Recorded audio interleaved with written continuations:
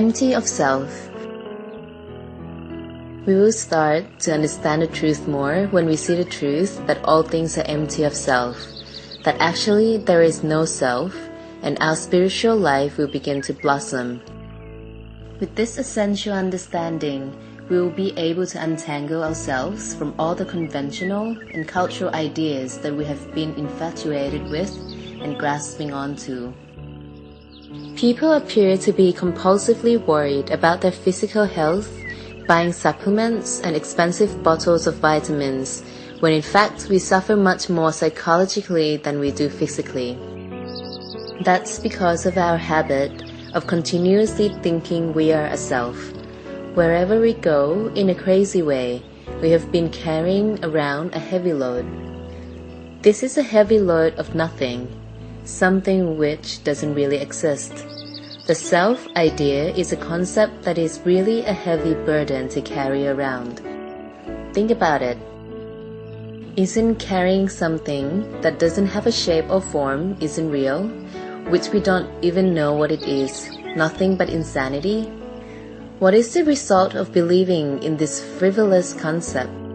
The result is a burdensome, oppressive life. For whenever there is me, there is going to be a him or her. And there is going to be this person and that person entwined together. So if we look carefully, we see that this imaginary condition makes us feel bound and trapped and constricts our movement. We are forced to carry this extra hefty load throughout our lives up until the day we die. We are carrying this around today, and we will be carrying it throughout the never-ending cycle of death and birth, birth and death, etc. Only after we make that radical turn around and start to earnestly learn about ourselves, about the real nature of the body and the mind, will we begin to understand that everything that arises according to natural causes.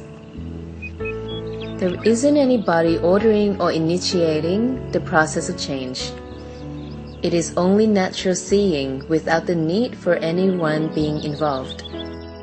When we are able to regularly see things impassively, without thinking things as personal, an understanding of how all things in this world organize under the principles of anicca, dukkha, and anatta, the three characteristics of existence, we can really deeply understand this truth. This is accomplished by just seeing. Just seeing doesn't get involved in the process of thinking. In that mode, we have the wisdom to truly see the three characteristics of existence. The self-idea that we have created will start to contract and evaporate. The false views and conventional beliefs that were instilled in us since we were young, including all the customs and traditions involved in the self-idea which we were taught to honor, will slip away.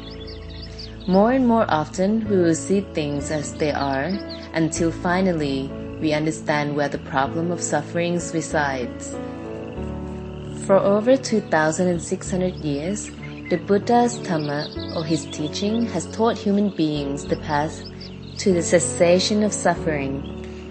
Everything he taught can be known through direct experience. None of his teachings are based on unsubstantiated beliefs. Over the centuries, there have been innumerable people, just like us, who determined to follow in his footsteps.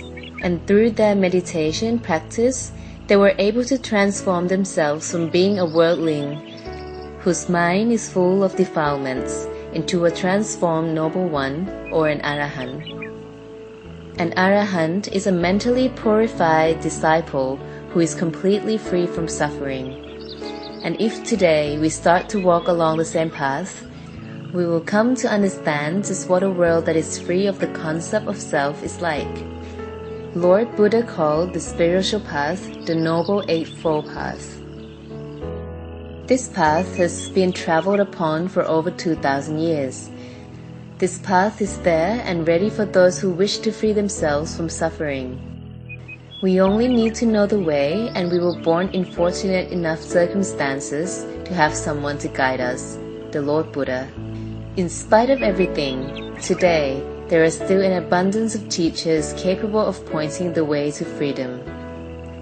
This path is for a lone traveler. We may have some good friends and teachers, but we have to make the journey on our own. This path is a path for those who don't give up easily, for those who won't quit halfway.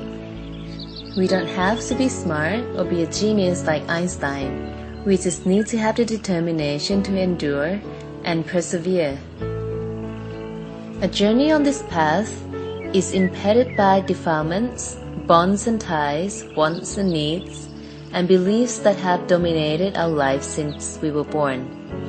These impediments are caused by thinking that we are who we think we are, a father, a mother, a boss, a subordinate, a somebody.